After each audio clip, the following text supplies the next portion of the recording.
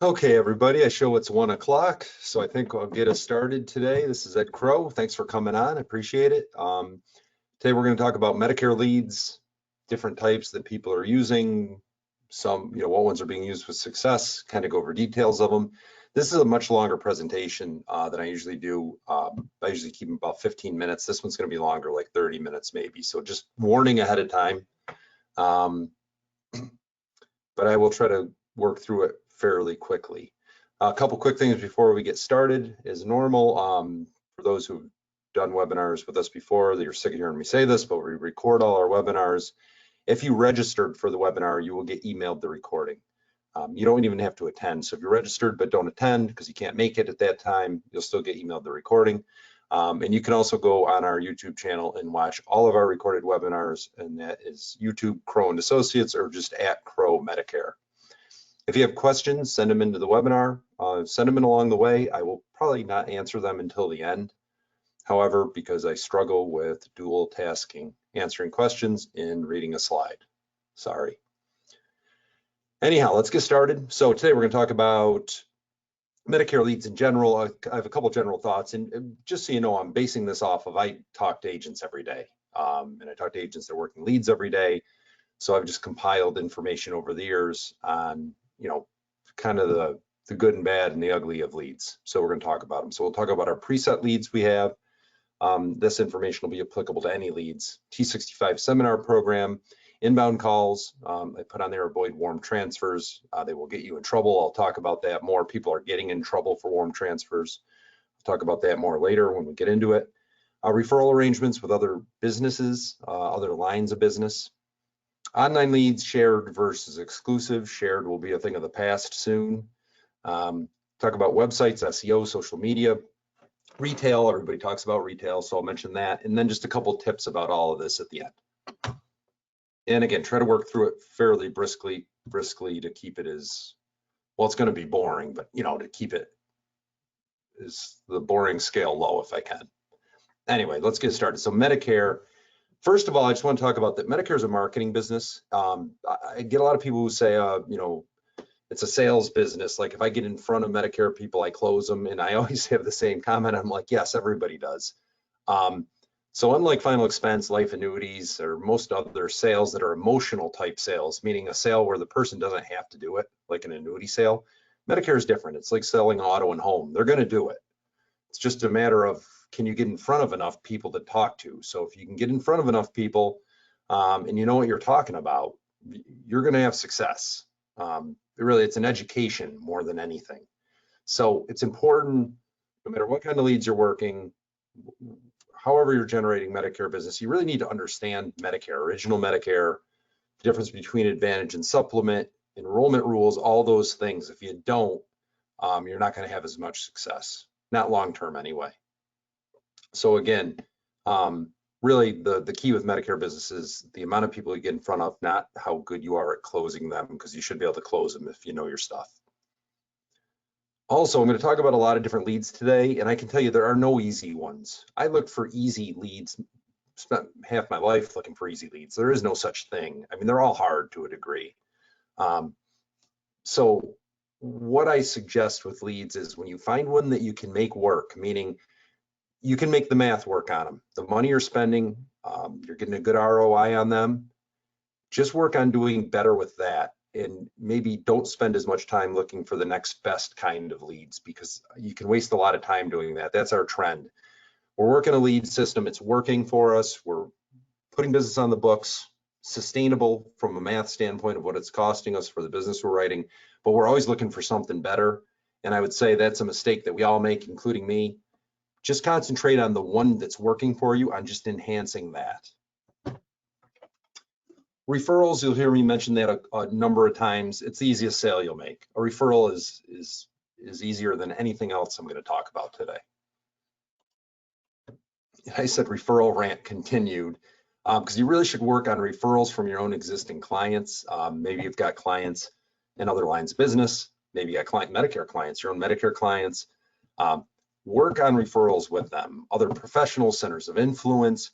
Really work on getting as many referrals out of your existing book as possible. Now, some agents I know don't have a book of business. If you're brand new, then that isn't applicable to you yet. But from the time you get your first client, you can try to get a referral from them. So if you are lucky enough to have a book of business to access, make sure you do a referral gift and give the person a referral gift every time they give you a real referral. Meaning the person wants to meet with you. Don't base it on if you close them or not. They give you a referral, give them a gift. You can go up to $15 legally. I would say do 10. I did 15 for years. I got cheap and went down to 10. It didn't make a difference. It's the acknowledgement that people care about, and give it some time. Giving a referral gift won't be an immediate increase in referrals, but over time it certainly will be. And also when you meet with the person, let them know you're going to give them a referral gift. You can do that now with the changes. That was back in 2022. You can tell them you give referral gifts, encourage them to give you referrals, and then when they do, give them the gift. And also come up with a nice pitch for referrals. It doesn't have to be cheesy. It doesn't have to be uncomfortable. I always use, look, I've been doing this a long time. I'm happy to help people. I know there's a lot of confusion about this, and I'd be, more than happy to help out anybody who's turning 65 or has questions. Even if I can't do anything for them, I think at least I can clear a lot of things up for them. It can be something easy. We've had some new people come on. If you have questions, you can just shoot them to the question section and I'll answer them at the end for you. Okay, so we'll talk about preset leads. We have a program specific for this, so I'm kind of talking about that, but this goes for preset leads in general, really. Our preset lead program, the leads are preset in an area that you choose. They are compliant, so they're permission to call compliant. They get the permission to call ahead of time because they're not cold calling these people. They're originating them from online. So PTC compliant, and the scope is done ahead of time. So got permission to call and you have the scope. The company gathers a great deal of information on the client. We've been using these now for about 4 months. They work way better than I ever thought they would. You get a dashboard and all that information they get on these prospects for this preset lead that you get. You can see all that information that they've gathered. The client is given the agent's name that will be meeting with them, the appointment set, and we're having right now about a 40%, a big sample size too, 40% close ratio on these leads. If you get no-showed, the lead is replaced.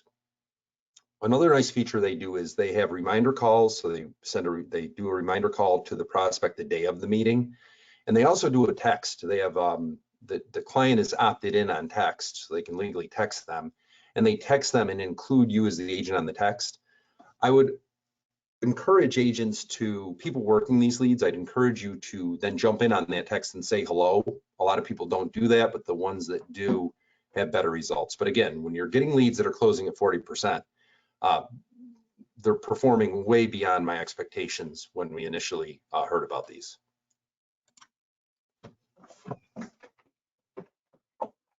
Okay, so these leads are $100 each, but remember, they're closing at a 40% close rate. So it'll be a mix of people turning 65 and duals. You don't know the mix, depends on the area. And when you talk about leads, a lot of people will say, well, 100's too expensive, and you have to look at the cost per acquisition. The other big thing is when you work any lead program, track your results. If you don't track your results, there's no way you're going to know your cost per acquisition per lead. Because if you really think about it, if you're buying like online leads at $5 a piece, but you only close 1 out of 20, then your cost per acquisition is $100. These leads are $100, but you're closing 40% of them. So, I mean, you got to keep it in perspective what your cost per acquisition is when you're working any leads. But if you don't track them, there's no way you'll ever know. And most people don't track them. So I didn't. So I'd work lead programs. I'd say, oh, well, these are working pretty well. I didn't track the math, and come to find out I had other types of leads I was working where my cost per acquisition was lower. I just didn't know it. So I definitely would suggest that. If you start tracking your leads, tracking your cost per acquisition, you'll be in rare company of agents that are doing that. Most don't. So that's our preset lead program. That's good throughout the US. We also have a T65 seminar program. So this is a turnkey program. The company drives all the attendance. So you as the agent, me as the agent, I was a big seminar guy. you don't drive the attendance, so you're not spending time inviting people. Certainly you can invite people on your own, that helps, but the company is the one who's going to put the people in the seats. So we are averaging, that average is actually, it's a typo. We're averaging about 50 prospects per seminar, not 55. So we're averaging about 50 per seminar. And all of these people are new to Medicare. They're all turning 65 in the next usually 2 to 7 months. The reason you want to work with something like this is T65s is full commission, regardless of the month you enroll them. It's not prorated, and you still get the renewal in January. So if you don't know what I'm talking about with that and the importance of writing a new to Medicare versus a Medi to Medi, you can I have a video on this, and it's you can watch it. It's a video on commissions, so it's how Medicare commissions are paid, and it's on the YouTube channel at Crowe Medicare. So watch that, and I go through that and explain it. But again, you raise somebody who's turning 65 in November, you're getting the full commission. It's not prorated. Renewal starts in January. If you want to do this program, or if you're interested in it, we have all the best practices. We've been doing them for years. We have a presentation. We can help with the cost. And if you do them right, you will average 15 to 20 sales per seminar. Not immediately. It'll take time because you got some people that aren't turning 65 for 4, 5, 6 months, 7 months. You have some people that are going to continue to work when they're 65. So you got to stay in touch with them, and you'll enroll them at some point. But that's about what you should expect for production from these. The negative of a T65 seminar is you need to do a lot of follow-up. You got to stay in touch with all these people after you do the seminar, and that's where all of us fall short to a degree. We have some agents that are incredible at it, and it's not a coincidence. They're the ones that enroll 20 plus people over time from each seminar. But you got to stay in touch, and you got to put the work in to do that. You can run these every month. The upfront cost form's $2,400. Crowe will split that cost with you for your first one. Carriers will certainly help with the cost of this. We have a lot of carrier reps that help with these because they know they work. And also the carriers want new to Medicare business. They'd rather have that than a Medicare to Medicare Advantage to Advantage change. So they're usually pretty happy to help on this. Also, it's a good program to request carrier money that we have that we can distribute. Hit consumer direct inbound call leads. Way a consumer directed inbound call lead works is the prospect goes online, they see an ad online, and then they call them. They're compelled enough to call the number on the ad, and then that call goes directly to the agent. So we have those leads available for $42 per lead, and they have what's called a 90-second buffer. So if you're not familiar, it means it gives you 90 seconds to talk to them. If the call ends prior to 90 seconds, you're not charged for it. If you're on for 90 seconds or more, you're going to be charged. You will see very soon, the only type of call leads that are available are direct inbound call leads. The reason being is warm transfers will get you in trouble. They are getting agents in trouble right now. A warm transfer is when somebody usually cold calls from overseas, cold calls the prospect, they talk to them on the phone, warm them up, and then transfer them over to you. Those leads have been very popular, but they are under high scrutiny now. Soon they won't be around at all, but they're still around, but they are against CMS guidelines. CMS regulations in 2023 put an end to them. Have people still using them, but the FCC, law firms, people partner with law firms. They are going after agents on warm transfers and suing them. And I know some agents that are having that happen right now. So stay away from warm transfers. They sooner or later are going to get you in trouble. Nice thing about an inbound call is it's not transferred, it's inbound, so it waives the 48-hour scope rule, so you can take an immediate scope. You still need a scope, but it can be an immediate one. Remember, you have to record these calls. So often people use either Connecture or Sunfire for this. I would recommend Sunfire because Sunfire will record on an inbound call. Connecture right now does not. They'll only record outbound. And you want that inbound call so you can waive the 48-hour scope rule. Both systems will script the calls for you so you don't have to guess what to say. So you can't screw it up, in other words. And then Sunfire has the ability at the end to complete the enrollment via email, text, or voice, which is important. Right now, Connecture is just email or text. People might be surprised to see mailers on here. Yes, they're still used, believe it or not. Direct mail actually still works. The way people do it is they work with a vendor, maybe a Lead Concepts, Target Leads, Power Mail. There's a lot of mailer companies, but you have them drop per 1,000, and they're all charging around $500 to $600 per 1,000 dropped mail responders, and you just hope for a good response rate. So let's say you do an order of 1,000, spending $500 or $600. You hope you get 3%. That's considered good. I should say really good, because 3% is considered really good. Get a 3% response rate, you're going to have 30 leads. Different types of mailers you can do. Turning 65s are probably the most popular one, but you have to mail, if you're going to do a turning 65 mailer, have the vendor mail way out people turning 65 in the future. If you have them mail to people turning 65 within the next 6 months, you're going to probably get 0.5% response rate. You really got to push it out to 7, 10, even 12 months to get near that 3% response rate. So just remember that, because the mail vendors they'll drop mail, say, oh, we'll go after people turning 65 in the next 3 months. Well, you're going to get hardly anything back. So push that out further to get a better response. Oh, I'm the last bullet point I had in here is people will say, well, if I got to mail out 7 to 12 months out, what do? I can't write those people. Well, you're right. It is painful. You got to drop that mail every month, and you build a pipeline. And then once it catches up, then you'll have people every month to write. But initially, when you're going out that far to get a good response rate, it can be tough. So you got to be able to weather that financially. There's other mail done for probably the most classic one is for duals, LIS, dental. Those are hit or miss now. You got to experiment with the mailer, with the area you're mailing to see what you're going to get a response on. You might do what we think is a killer dual mailer and you get a 1% response rate. You really got to work with the vendor and find one that works well, that's getting 2 or 3% response for you. So somebody fills out a mail card. That's the hard part about mailers, is they fill out a reply card, and it's not like you call them and they say, hey, Ed, awesome, get over here and write me. It's a lot of work to get a hold of them, even though they filled that card out. And on average, us as agents, we call them 2 times. That's our average. But the average prospect is contacted from a mailer on the 5th to 7th call.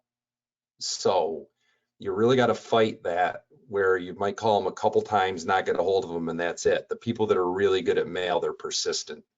They'll call them 5, 6, 7, 8, 9, 10 times. Call them until the person, they either get a hold of them or the person says they don't want them to call them anymore.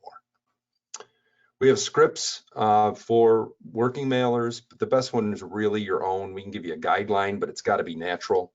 And with mailers, you got to track them. Track every lead you get. Put in a CRM. If you don't have a CRM and don't want to get one, well, I suggest you get one if you don't have one, or use one.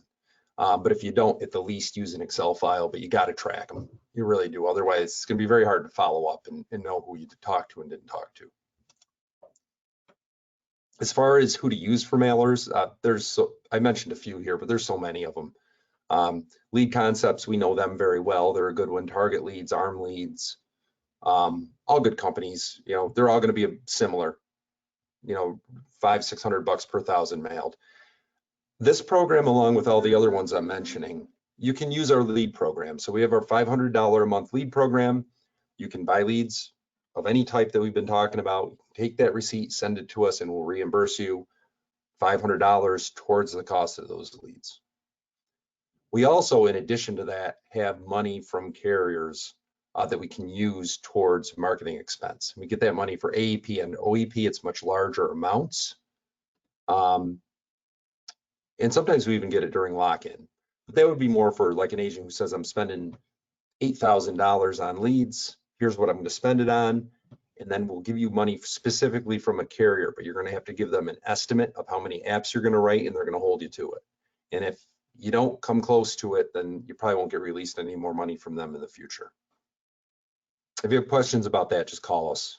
For our $500 a month lead program, you email those receipts to Lisa. Referral sources are a big one.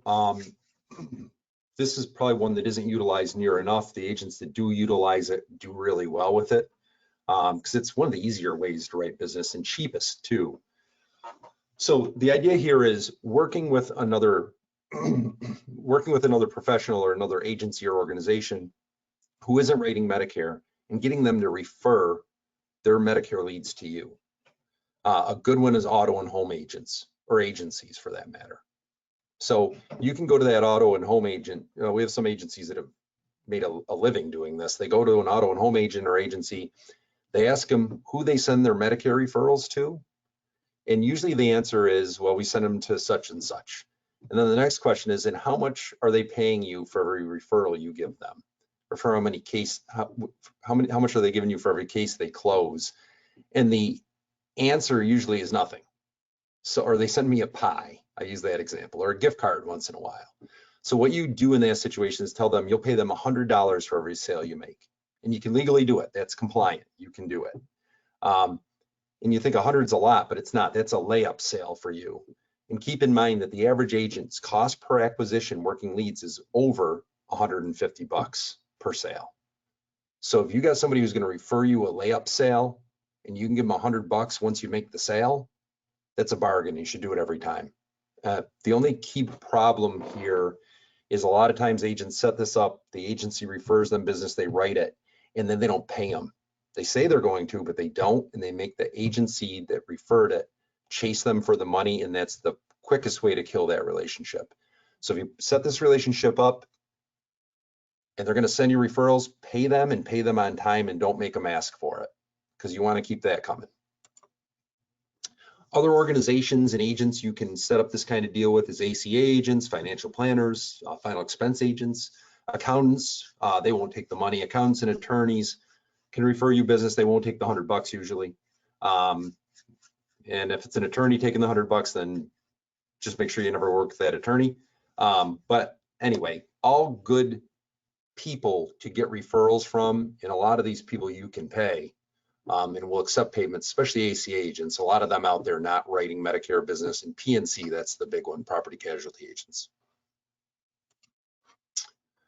Gonna hit online leads. I'll skip over this one fairly quick. So a lot of people buy and work online leads, and there's a lot of companies that do them. InsureMe, NextGen, Lead Heroes. There's a bunch. You got to experiment with them to get to the right price point with them.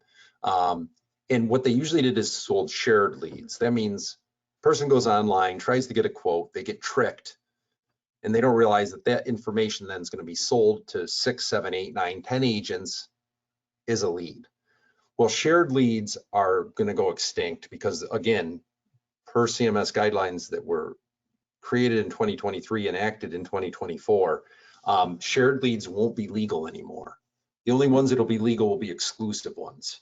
So regardless, but online leads can work, but they're one of those things where they're definitely not a meeting in person type lead. Online leads are meant to be phone leads, just like an inbound call lead.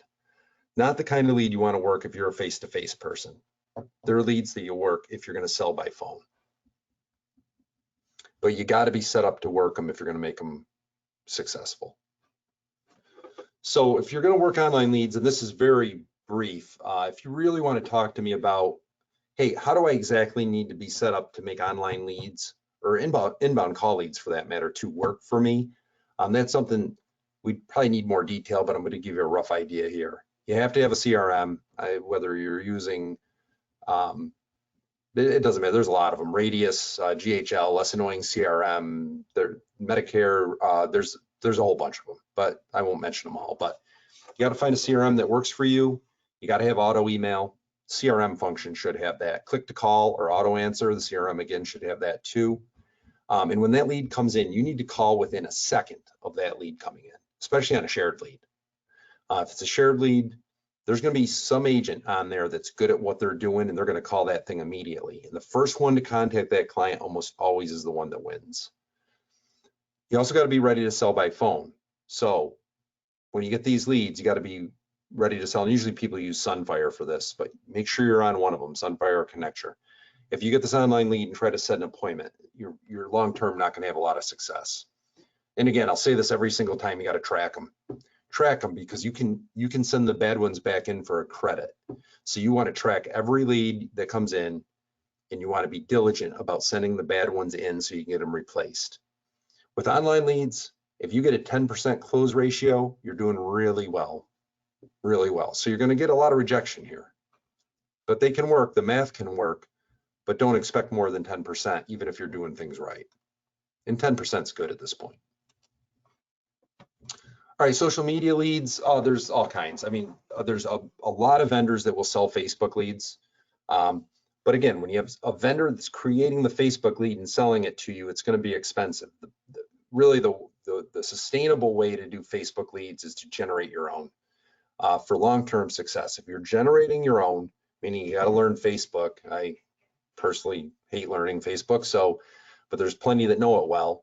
But you got to learn Facebook, and if you do, and you're generating your own leads through paid ads on Facebook, you can get them for $4 to $5 a lead. That's where you can get your price point down to. Facebook leads don't convert great, so you're not going to have a really high close ratio on them, but if you're getting them for $4 or $5 a lead, that can work. If you're going to use a vendor, it's going to cost you at least $15 for them, and it's just hard because they don't close at a high ratio. It's hard to make that math work. I always talk about YouTube. If you go online and look, there are some people, not a lot, but there are some people that have huge YouTube presences, and it's for Medicare clients. So these are just individuals, they're agents that have 50, 60, 70, 80,000 subscribers on YouTube because they do generic and kind of general basic Medicare information, and they've built a big audience. And those agents are using YouTube as their lead source. I know a couple of them who are doing that, and it's very successful. But you got to take time. It takes time to start putting content on YouTube, learning YouTube. Got to be willing to put yourself on camera, because if you're going to do like me, like I'm doing here, and I'm just doing a PowerPoint, that's wimping out. If you're going to make it work, you got to be on camera. But it can work incredibly well. Then I hit the other ones like Twitter, TikTok, Instagram. There's other things I'm sure, like I said here, that I'm too old to know about, but they all can work. But again, it's a matter of putting in the time and effort to make them work. A lot of work to get set up. Is it worth it to get set up? Yes. Will they give you leads immediately? No, because you got to build the presence. It's going to be a labor of love. You got to get it set up. Going to hit websites. A lot of misconceptions on websites. We will make websites for agents. I can show anybody who wants to listen, which that'll be a small list probably, who wants to listen to me ramble on, but I can show you how to optimize that site for SEO using blogs. But the idea that if you think you're just going to get a website and that website on its own is going to just generate traffic, it's not going to. And anybody that tells you it's going to is wrong. Just having a website won't do anything. Now, if you blog consistently on that site, long-tailed keyword search, and you stick with it, it will over time generate lead volume for you. Let's see, I already hit all those things I talked over my slide. We can help you with SEO for sure, help you with blogging on your site to generate traffic. Retail, like every other upline, we have a lot of retail, every upline does, but it does work.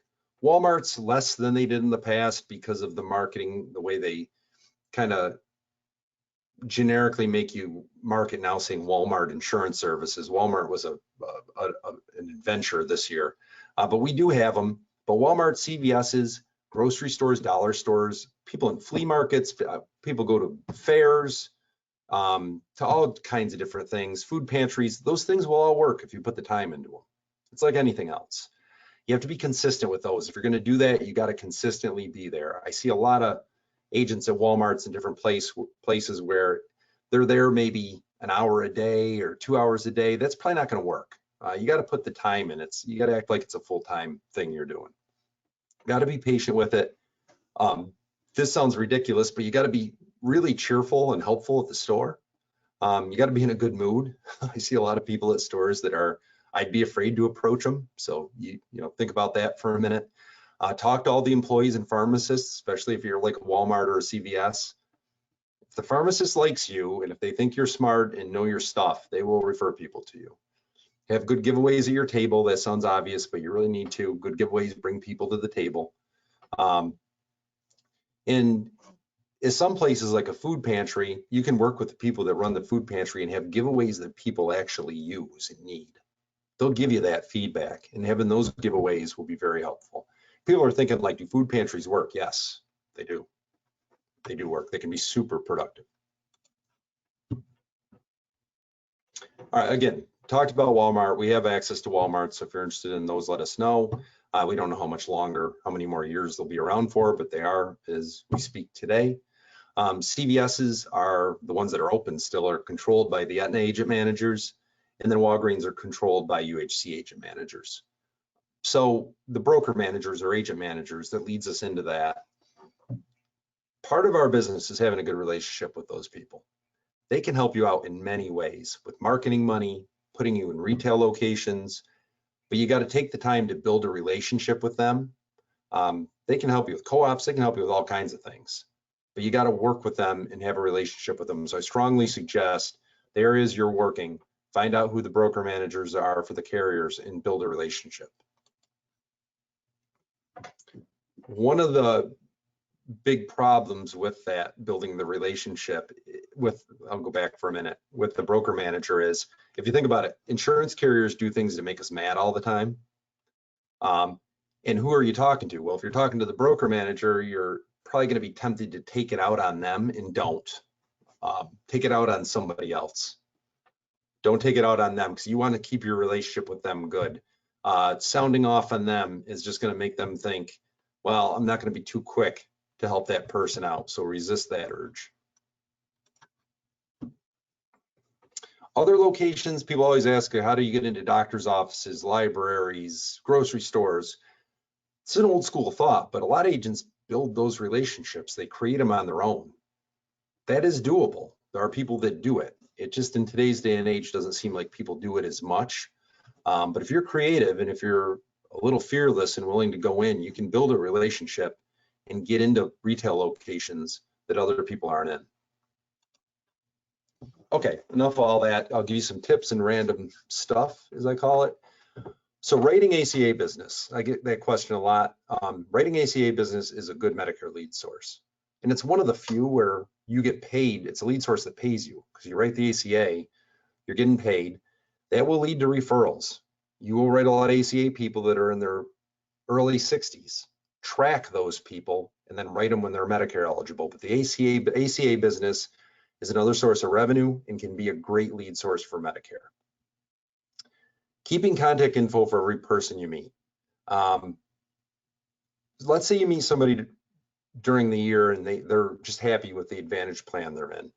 Well, stay in contact with them and set an appointment for AP. Their plan's going to change most likely. Let them know that. Stay in touch with them and keep their information. Maybe you meet somebody who's not on Medicare for another 3 years, or you enroll a client and their spouse is 64. Keep track of all these people and call all of them 6 to 8 months before they turn 65. I made a lot of mistakes in this regard. I used to write somebody and maybe their spouse was 2 years younger. And I thought, well, they'll call me when they turn 65. They won't. They'll only call you like 30% of the time. But if you track them and call them, you're the one who calls them 6 to 8 months before they turn 65, you'll get all of those. So track these people. It's really interesting. I lost hundreds of enrollments over time for not tracking. Maybe I'd meet somebody and I couldn't put them on a better plan, and I thought I'll call them back, but I wouldn't track it, so I never did. Not calling spouses back, not meeting somebody who's 62. You know, they're on an ACA plan, not tracking them. That will lead to a lot of enrollments down the road, and Medicare's a long-term business. So think long-term, don't think day-to-day with this. And again, like I said, I cost myself hundreds of enrollments by not tracking that better. So don't be an idiot like me, be smart, track them, write them down the road.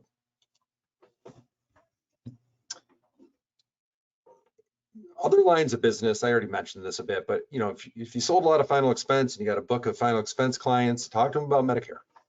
You know, give them a call.